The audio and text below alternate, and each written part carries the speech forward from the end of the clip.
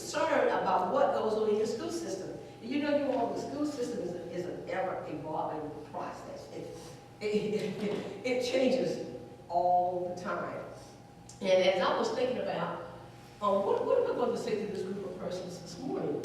Mrs. White mentioned to me, she said, I know that you read Jason Roman's book about schools cannot do it alone. And I was thinking to myself, honey, we knew that long before Jason wrote that book.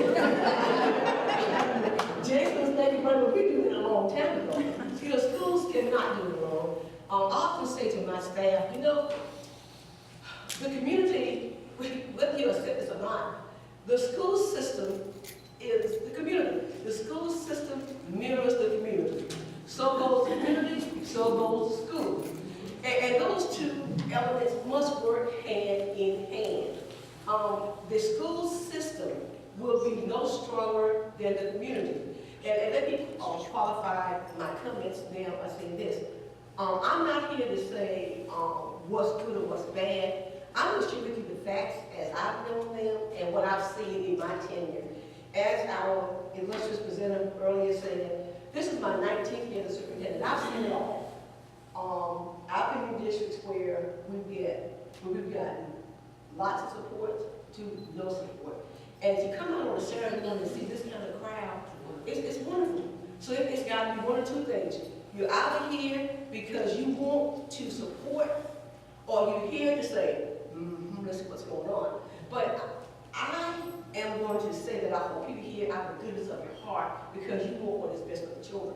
Believe it or not, I know what you are. I want to live a long time, and I want to have a very prosperous life as I live. And you want to make sure that you have young people in your community who are able to help you continue that lifestyle in terms of paying into the Social Security system.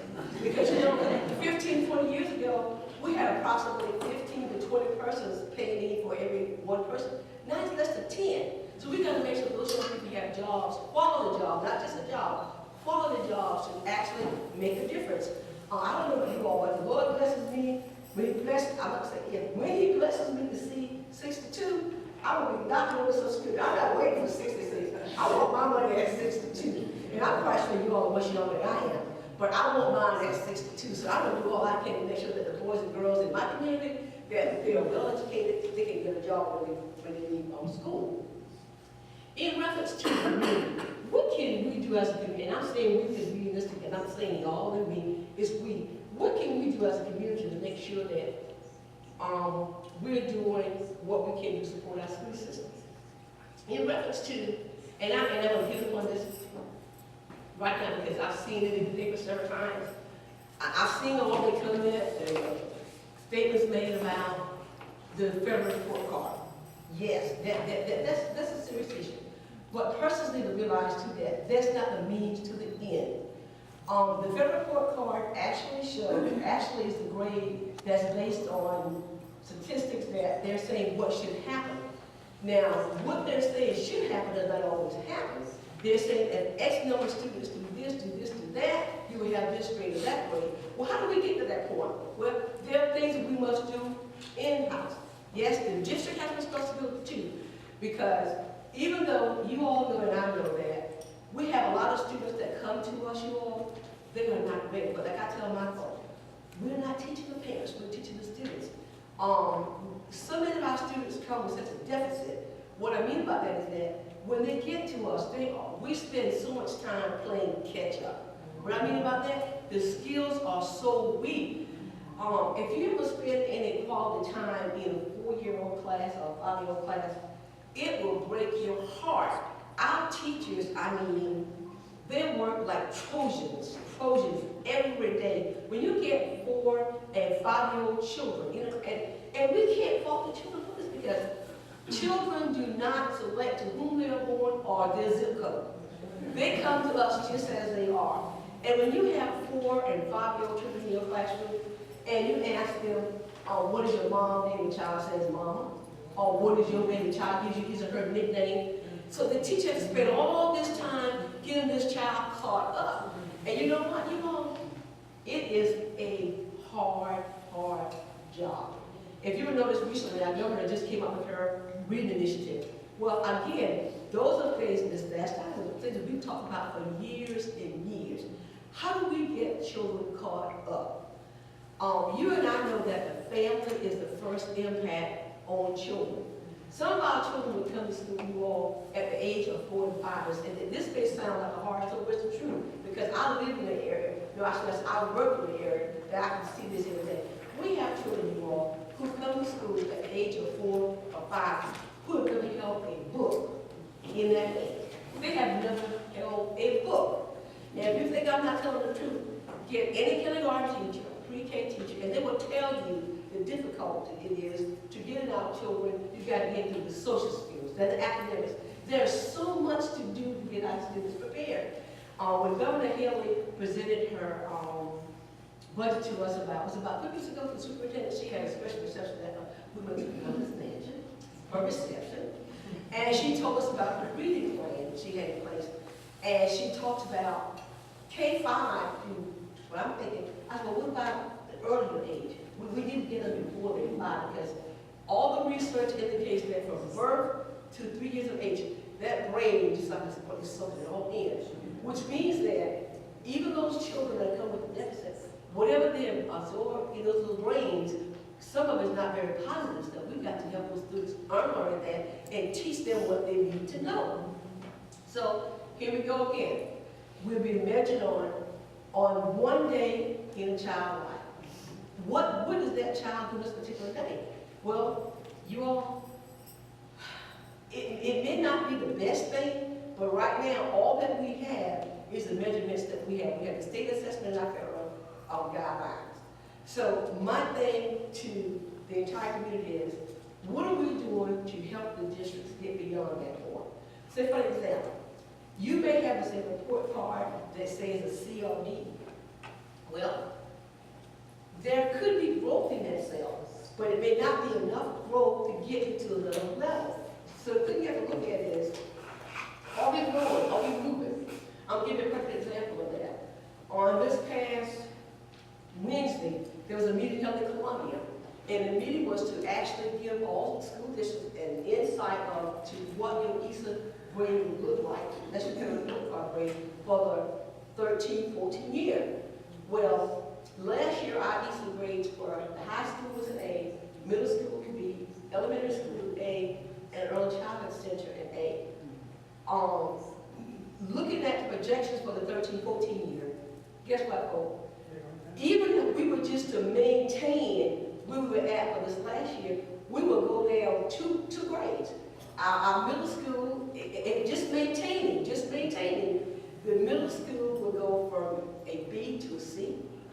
The elementary school would go from an A to a B. The high school is holding its own, that's Scott Harris is holding its own at an A. But I'm saying this to say, I'm saying that to say this.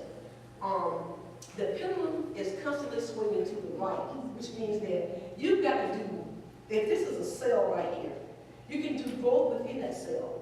But to get outside that cell, you got to really, really pump it. It goes like this, the kids go to the right. So when we're fighting with a system of children coming with a deficit, you got to maintain and maintain. Isn't that kind of interesting? You got to maintain but still maintain. If you go back, you can fall back. And I respect teachers wholeheartedly. I'm not going to sit here and say it's not an easy job. It's not a hard job. It's a very difficult job. At the same time, you all, even though the children are coming to us, the district has to make an effort to create a climate. You have to create a climate of high expectation. What I mean by that? You create a climate, you create that climate beginning from the school board, superintendent on down. Believe it or not, the school board plays a, do we have any school board members in here? Great. Where? Oh, right there, we have me here. Okay, let me dress this speech up here. School board members, believe it or not, you have a very, very important role in terms of the school district. Believe it or not, all eyes are on you. First and foremost, that staff, the internal, they're going to look at the superintendent and the board members. How are they getting together? How are they working together? What do we do? Are they saying the same message? Is the superintendent over here saying this and the board member saying that? It's fine to get behind those doors, you all, and put your feelings on the table. But when you step out from behind those closed doors, the message should be, we're here for all of our students. Put the personal agendas down, the personal feelings down. It becomes then all about the children.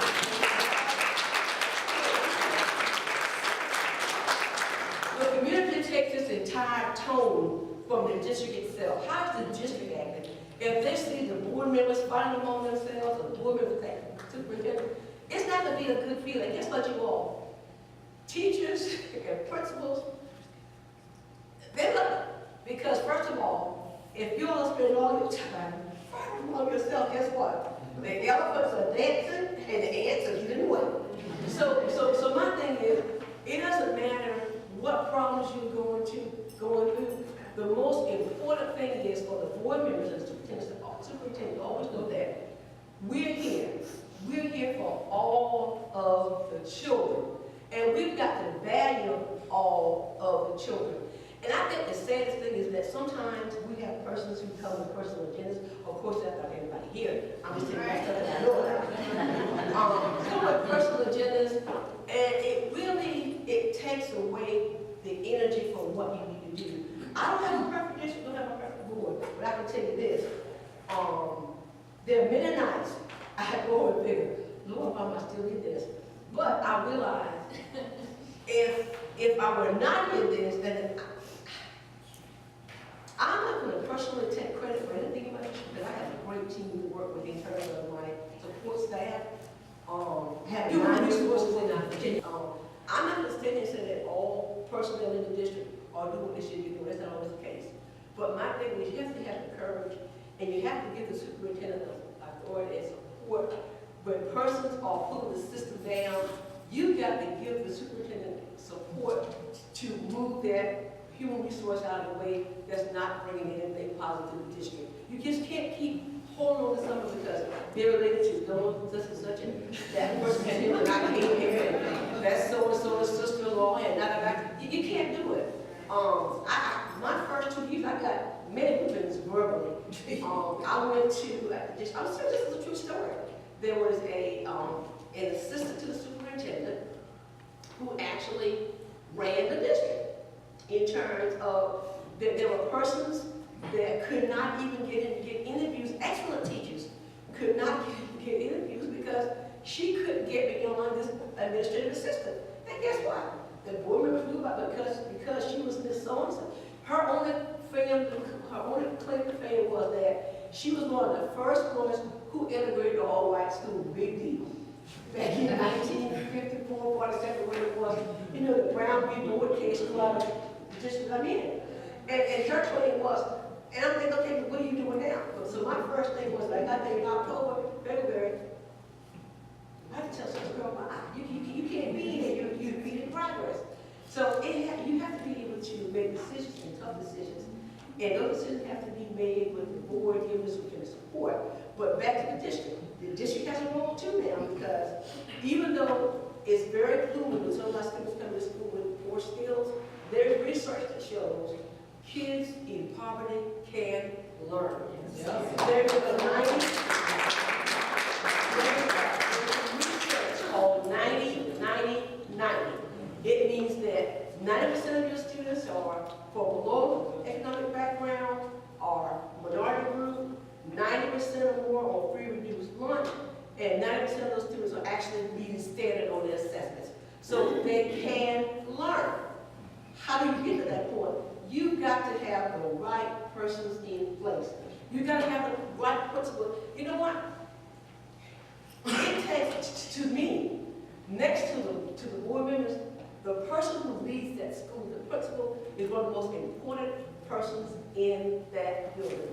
That person will set the tone for what do we put up with, what we're not going to put up with. If that principal sets the tone for high expectations, you will see it. You will see it every day. But the principal is the key person there. And the same with the superintendent of the board. The superintendent has to allow those principals to do what he or she needs to do every day. The principal can't be a tenant person, you all. And you've got to have people skills. You've got to be able to look at your teachers and say, look, let's sit there and be honest about this. Sometimes you've got to get career counsel to move on someplace else.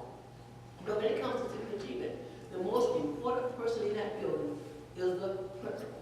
Because like I tell my folks, yes, we have to respect what our students bring, but we do not have to accept what they bring to us. You have to respect it, but not accept what they bring to us. Which means that as teachers, how many teachers do we have in here? Teachers? Okay, wonderful. So teachers, you all know what I'm talking about. Believe it or not, as teachers, I say all the time, we make them or we break them. We really do. Teachers, you are so powerful. Yesterday I was sharing with Dr. Harris, this is another true story. My students feel very comfortable because I'm in and out of the buildings all the time. And yesterday morning I was getting ready for a 9:30 shift team meeting, and an individual came by to express some things with me about something that he knew about. So it was about 8:30. I said, oh boy, I got to get to my 9:30 meeting. So what I did, I said, I will go see these two students right now. And I called to the high school and I said, Ms. Brown, I need you to have me Mr. X and Mr. X up front in the private area where I can talk with them. So when I got there, you all, these two young men were just sharing some things with me. And you know what? A lot of times we take things that students say for granted. Students are business students. But when I have a young man, an 11th grade student who's looking at me on the verge of tears, saying to me, Dr. Waller, this has just not been a good year because I just don't believe this particular teacher likes me. I said, tell me why. He said, I can only recall, and listen to this, I can only recall twice this year that this individual said anything positive to me. So can you imagine, as a student in an environment, you look at someone every day, and only twice this year they said something positive to you? That's important. So again, it goes back to the teacher. Research shows that, especially in middle and high school students, that if a middle school student or a high school student, if that child has just one caring adult in his or her school career, it will make a difference. And you just look at the pops more than it happened to you. When I left high school, you all, I did not know if they were taking ACT, SAT, not one iota. As a small child growing up in Santee, South Carolina, I don't know how many of you are going to know this, but at one time, before I-95 became a reality, there was a highway called, it's still there, 15. And on that highway was where I grew up at, right there in the heart of Santee. They had these pretty motels and restaurants right there in Santee. I left high school, I went to work at one of those restaurants, working at night as a waitress, cooking a dishwasher, from 11 at night until 7 in the morning. Didn't think about going to school. The only thing my parents knew was that we would get our kids out of high school. Well, I was working there for a couple months, and one of the teachers from my high school realized that I had not gone to college. She sent me an application. I didn't, I'm teaching in this. Sent me an application and said, Rose, go take the SAT. I took the SAT, and this is what, thinking I'm going to school, girl, I was doing okay. At that time, this is a true story, I was making $54.45 a week. I came into high school in 1973. And what got my attention was, at this particular time, you all, the catalogs used to come to your home. You remember the Sears and Roebuck catalogs? Well, the Sears and Roebuck catalogs used to actually be delivered to your home. And I ordered two dresses, a green dress and a rust-colored dress. And those two dresses came, they actually cost more than I made that week. So I had to borrow $7 from my mom to get it used to come on single D cash on delivery. And so I had to go back in the house, the mailman came to get some additional funds from my mom. I'm saying that to say this, had that teacher not thought enough of me to send me the application to go to college or take the SAT, I'd probably still be at the SAT. I'd probably be a chef by now. But the irony is that it always takes someone caring about someone. And teachers, I'm going to tell you what, Jared, and teaching is so spiritual. It's so spiritual. Nothing would impact your positive impact on a child's life Nothing will, nothing will. So regardless of where they're coming from, we've got to make sure we make a difference when it comes to the school system. I believe in transparency, and I think that all of our school districts believe in transparency. So for example, we're required to show you how all the money is being spent. I know some persons think that there's a great experience going to the district office. No, it's not. We're working hard every day. And when persons are questioning the school system, my first question is then, okay, what are you doing to ensure that you're doing something? What are you doing? Have you volunteered? Have you gone into the schools? Are you a lunch buddy to a child? Have you read to a child? What are you doing? Because as I always and will continue to say, a school district is no better than this community. If you see a thriving community with wonderful jobs and so forth, you will see a thriving school system. Right. You don't see a thriving community, you don't see a thriving school system. So it's easy to sit back and criticize, but we have to roll our sleeves up and go in there and do what we need to do. Because that's what you are. Whether that child looks like you or not, whether you have any children there, it's your community. It is your community. It's your community. And your community and your school, those two mirror each other. Our private community, private school district. Our children are only as good as we are. And if one child is not succeeding, the system's not working. All of it. Yesterday I was telling we were talking about what do we need to do to ensure that our students leave us with a sense of pride and dignity. You have to make sure we treat them like they are special. Yeah. I always say to my students, we value you, we respect you, and we love you. And I do not take lightly how hard our principals and teachers come, how hard they work every day. I always make a point to say to them, we value you, we love you, we respect you. And with that said and done, you all, I'm going to tell you some quick facts about Claremont and I'm going to sit down. Our school district can be transformed. Does it happen overnight? No, it does not happen overnight. As a young lady was reading the stats for our district, this is a true story. Back in the early 90s, late 80s, before I went anywhere near Claremont, the State Department actually had intervened in that district. I read about it because I was next door in Manning.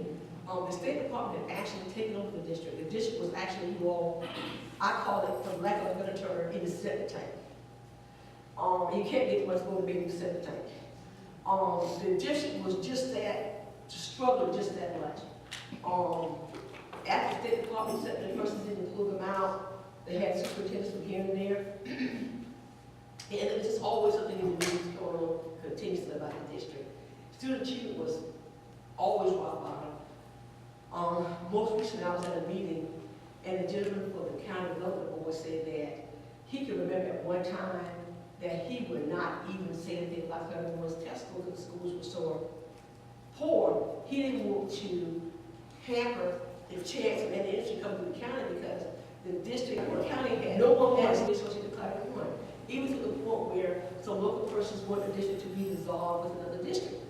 But the persons who were there say, no, we're going to fight to keep this district viable. And guess what, you all? It was able to happen. Based on the struggles we're going through, we respect each other as adults and human beings. And there'll be some rough times, but we made it through. And because of that, Doug Perdue, a gentleman from the Post-Courier, I didn't know he was going to see this. This is back then, maybe a year or two ago.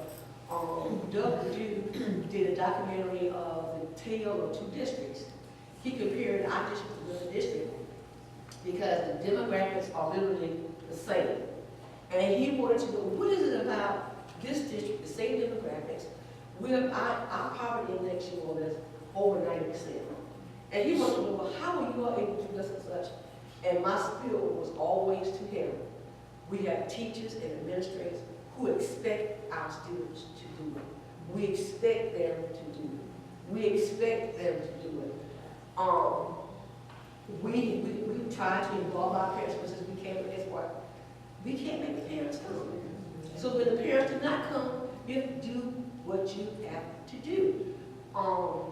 The board has gelled. What I mean about gel, we all want to coordinate, we know what we need to be doing.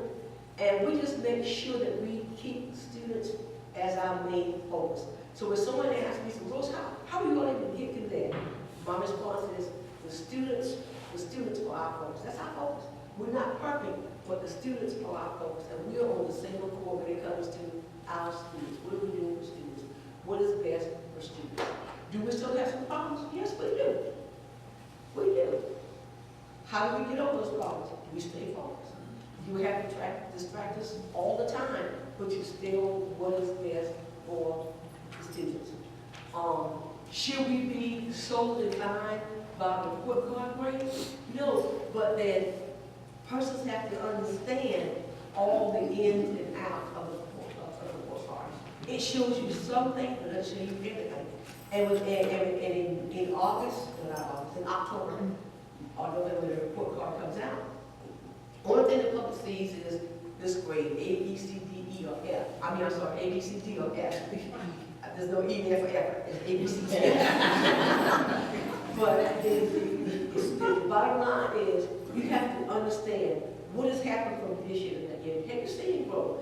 And and growth comes incrementally. Yeah. You see bits, and then slowly get like this. So, my thing to you, as a leadership council for the community, you have to be committed for caring about the school system, because the school system will be the viability of your community. You want your young people to grow and come back here to keep it growing and growing and growing. And that's all I have to say. You have any questions?